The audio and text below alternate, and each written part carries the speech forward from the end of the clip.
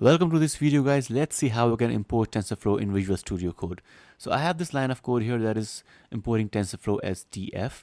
And if I hover over TensorFlow, as you can see, it says import TensorFlow could not be resolved. Now, this is because TensorFlow is not installed in our Python distribution. So let's go ahead and install this. Go to terminal and click on new terminal. You can press the shortcut key, Control Shift and this backtick, and your terminal will open. Here, enter this command, pip install TensorFlow, and hit enter. Now if you see an error that says pip is not found, try entering this command, python-m pip install TensorFlow, and hit enter. Now TensorFlow installation will begin. So as you can see, the installation of TensorFlow has started. So in a couple of minutes this installation will be complete and you will be able to write TensorFlow code and you will not see any error. So this is how you can install and import TensorFlow in Visual Studio Code.